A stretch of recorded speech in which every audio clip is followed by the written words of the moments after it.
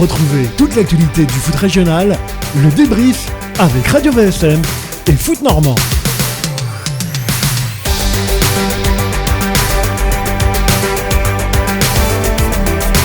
Mesdames, messieurs, amis sportifs, bienvenue pour le débrief avec Radio VFM et Foot Normand. Jour et horaire de diffusion exceptionnellement inhabituel cette semaine, mais rien ne change sur le plateau. À mes côtés, le fidèle de ce rendez-vous hebdomadaire, Mathieu Billot de Foot Normand. Salut Mathieu. Salut Christophe, salut à tous. Le débrief, l'émission sur toute l'actualité du foot régional avec Radio VFM et le Foot Normand. Toujours un vrai plaisir de se retrouver. Première partie consacrée au Havre aujourd'hui. On parlera évidemment, comme lors de chaque débrief, du Stade Malherbe, du foot en région. Mais la première partie, donc, elle est consacrée dans ce débrief au Havre Athletic Club. Première partie, je vous le disais, du débrief focus sur le HAC, un club havrais qui a vécu un week-end compliqué avec une élimination au 8e tour de la Coupe de France par Chauvigny, pensionnaire de National 3. On va en parler avec notre invité qui est Romain, supporter du HAC et membre de la communauté Actu. Bonjour Romain. Bonjour à tous. Alors effectivement, comme son voisin canet au tour précédent, eh bien c'est à l'issue de la séance de tir au but que les hommes de Paul Le Guen ont mordu la poussière. Le week-end dernier, le score affiché 0-0 à l'issue du temps réglementaire. On rappelle encore une fois qu'il n'y a plus de prolongation en Coupe de France, ce qui favorise les surprises, et c'est donc ce qui s'est produit. Khalid Boutaïb puis Nolan Mbemba ont marqué leur tentative, tandis que les amateurs du Poitou, eux, ont signé un sans faute. Ils ont manqué, leur tentative, Boutaïb et Mbemba, et eh bien les joueurs de Chauvigny, eux, ont fait un sans faute, comme souvent d'ailleurs sur cette édition pour les joueurs amateurs qui sont relativement adroits dans cette séance de tir au but. Romain, ça vous inspire quoi, cette élimination prématurée, il faut bien le dire, du Havre dans cette épreuve qu'est la Coupe de France? Je dirais à chaud, bien évidemment, de la déception, parce que en plus, on l'a vu, c'était une équipe type, quasiment type Ligue 2 qui était alignée, ou niveau Ligue 2 déjà, contrairement au tour précédent où on a pas mal de jeunes qui ont intégré l'équipe. Donc à chaud, une grosse déception parce qu'on se devait de gagner face à cette National 3. Puis après, quand on analyse un peu par la suite, et je pense que c'est ce qu'on va un peu évoquer, c'est que du coup ça amplifie les incertitudes qu'on a pu avoir ces derniers temps. Alors il y a aussi un élément qui a été entre autres évoqué par Paul Le Guen, c'est l'état du terrain qui était pas très bon, visiblement. Paul Le Guen qui a dit lorsque vous jouez sur un terrain comme ça, je vois pas trop où est le charme. Bon Mathieu, on va pas se mentir, quand on est une Ligue 2, qu'on joue contre un club amateur, peu importe l'état de la pelouse, on doit faire la différence, non? Oui, quand même, parce que c'est quand même même si c'est une équipe de N3, ce n'est entre guillemets qu'une équipe de N3, donc la différence doit se faire sentir durant les 90 minutes. Maintenant quand on se fait éliminer, on essaye toujours de se raccrocher un petit peu à quelques éléments qui ont tourné en votre défaveur. Le gardien de Chauvigny a visiblement aussi fait un gros match, à en croire le compte-rendu de notre confrère de Paris-Normandie, Benoît Donquel. C'est un peu le charme de la coupe pour le petit. Maintenant, pour rebondir sur ce que dit Romain, effectivement, c'est que ça intervient à la suite de quelques matchs en championnat qui sont moins aboutis, où il y a moins de résultats. Et là, forcément, on peut commencer à se poser quelques questions. Ouais. Mathieu, simplement un mot, j'y faisais référence tout à l'heure sur la séance de tir au but, parce que c'est vrai que c'est assez exceptionnel cette année. Alors, on parle souvent de la pression que représente quand même ce qui s'apparente parfois à une loterie. Or, on peut aussi estimer que c'est plus un geste technique réussi ou non qu'une loterie. On pourrait penser que finalement, les joueurs de Ligue 2, plus expérimentés, maîtrisent un petit peu mieux l'exercice que les joueurs amateurs, avec souvent la pression positive, certes, mais du public, de l'atmosphère qui règne autour, cède un petit peu face à cette pression. Et finalement, c'est souvent l'inverse. C'est souvent les joueurs pros qui se craquent dans cet ultimatum. Ouais, alors on pourrait dire que c'est comme un penalty dans un match de foot classique. Peut-être que les amateurs ont tout à gagner et les pros ont tout à perdre. Et du coup, peut-être que ça change le rapport psychologique. On le mentionnait, il n'y a plus de prolongation en Coupe de France cette année. Ça change quand même la façon d'aborder les matchs, pour les amateurs comme pour les pros. Les amateurs, entre guillemets, ils peuvent se dire on tient 90 minutes et derrière, on a une chance sur deux de se qualifier au tir au but. Parce que c'est ça, les tirs au but, c'est plus pareil. C'est plus quand vous aviez 30 minutes supplémentaires sur un terrain compliqué, on arrive à une époque où il fait froid, les chocs font plus mal. C'est plus du tout pareil. On peut estimer aussi que physiquement, normalement, les professionnels doivent faire la différence peut-être pendant ces prolongations. Ça change tout. Et quand vous arrivez au tir au but, votre gardien en plus qui a fait un match exceptionnel, vous dites c'est bon, il est en chaleur, il va bien m'en sortir un. Voilà. Et puis en plus, Boutaïb, il rate la première tentative. Là, forcément, quand vous êtes les tireurs de Chauvigny en face, vous vous dites, c'est maintenant, c'est l'occasion ou jamais, on va pas se craquer. Ouais, donc, c'est notre moment, effectivement. Il y a cette part d'insouciance, finalement. On est libéré quand on est un joueur amateur, qu'on atteint la séance de tir au but. C'est probablement ce qui explique cette réussite presque insolente des clubs amateurs sur ces séances de tir au but cette saison. Bon, Romain, on va pas se mentir, la Coupe de France réussit rarement ces dernières années au HAC. Comme vous l'avez souligné sur Twitter, le Havre se fait sortir par la petite porte chaque année impair depuis 2013. En tant que supporter, on imagine que vous aimeriez vibrer quand même un petit peu plus souvent, y compris en Coupe de France, parce que c'est forcément l'occasion, cette coupe, y compris pour un club de Ligue 2, de recevoir un club de Ligue 1 à Océane. Bref, ça ne sera pas encore pour cette saison. C'est clair. Bah oui, l'occasion, oui, bien sûr, d'essayer un peu aussi de remplir un peu ce stade Océane, autre que par la Ligue 2. C'est sûr qu'on aimerait bien un de ces quatre recevoir. On pense à des grands clubs, bien évidemment. On pense à l'OM, on pense au PSG, des choses comme ça. On aimerait bien recevoir ce genre de club à Océane. Ce ne sera pas encore pour cette année. On a rigolé aussi, après le match malheureusement, mais on se disait que la Coupe de France, nous on passe même pas les qualifs, quoi, parce que la Coupe de France, ça commence vraiment au 32e. Donc voilà, en gros, on connaît même pas la Coupe de France. La vraie, avec les amateurs, mais on aimerait bien quand même, profiter aussi de l'entrée en liste des clubs de Ligue 1. Ouais, Romain, tu faisais référence un petit peu tout à l'heure. Cette élimination, elle interpelle parce que, comme on le disait, elle intervient après quelques résultats un petit peu moins bons. Depuis quasiment le déplacement à Caen, mi-octobre, le club est un petit peu à l'arrêt. Est-ce que ça t'inquiète ? On a l'impression que il y a encore eu un début de saison satisfaisant, comme souvent au HAC. Et là, ça cale avec l'hiver. Est-ce que ça t'inquiète pour le rôle que pourrait tenir l'équipe dans les prochaines semaines ? Oui, c'est vrai qu'on en débat souvent. C'est le coup de mou entre guillemets habituel octobre-novembre, presque décembre.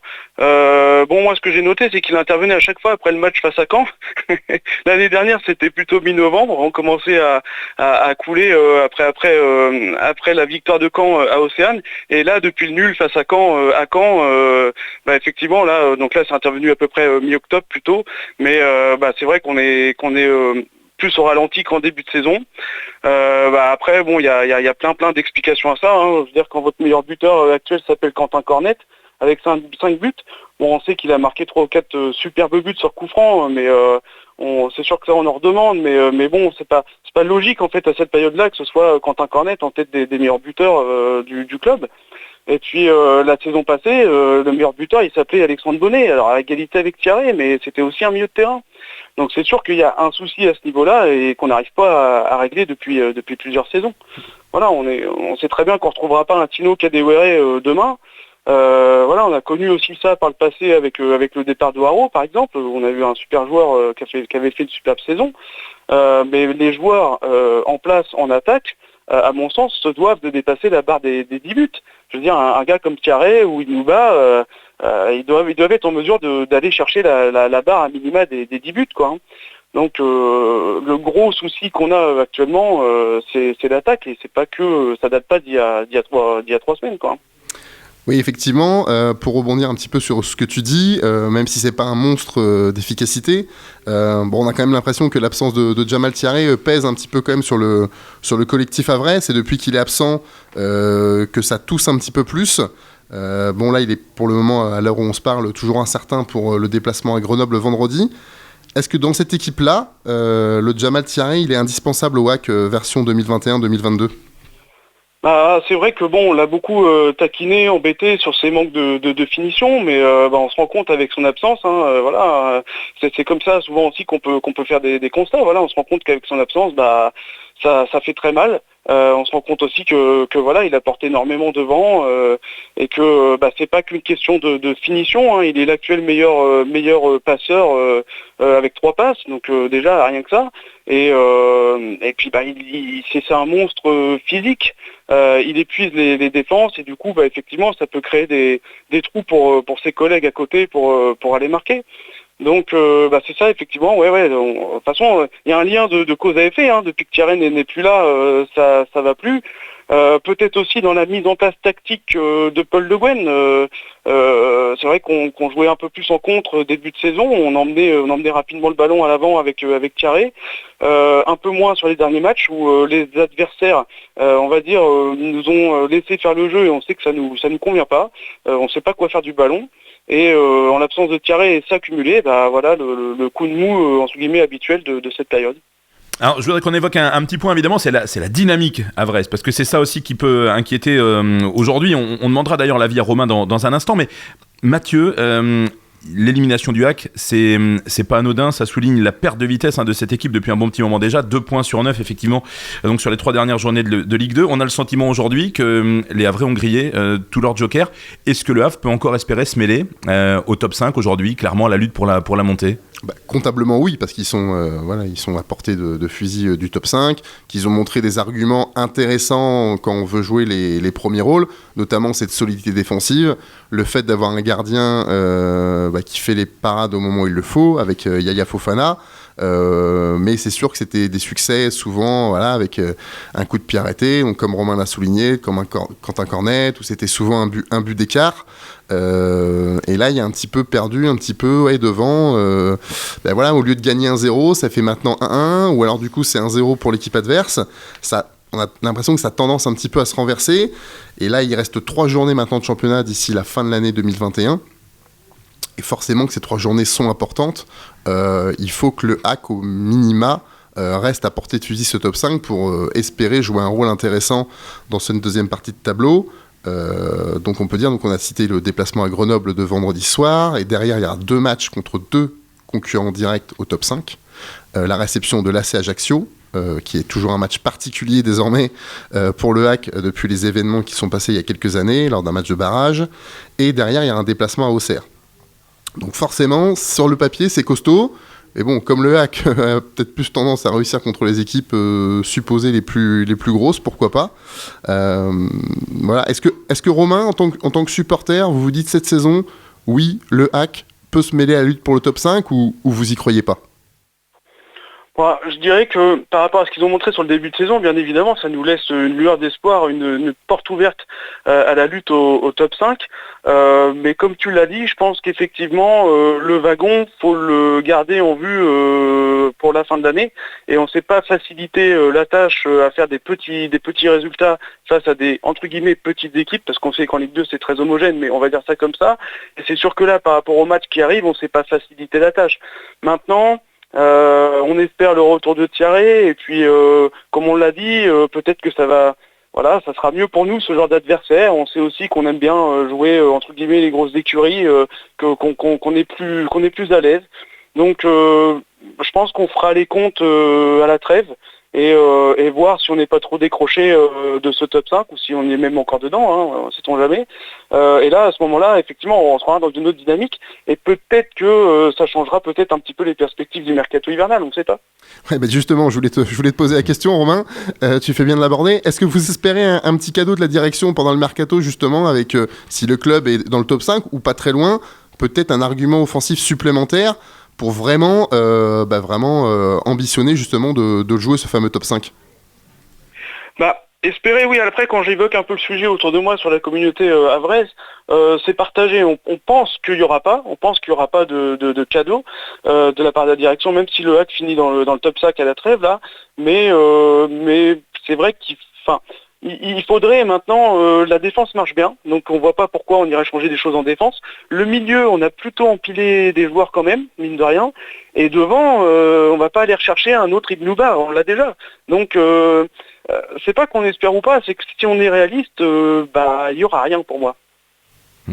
Romain, on va profiter de votre présence dans le débrief avec Radio VFM et Foot Normand aujourd'hui pour parler un petit peu de votre communauté. Ça s'appelle Actu. Alors Actu, H-A-C-T-U. Est-ce que vous pouvez nous parler un petit peu justement de cette communauté, Romain, en quoi elle consiste?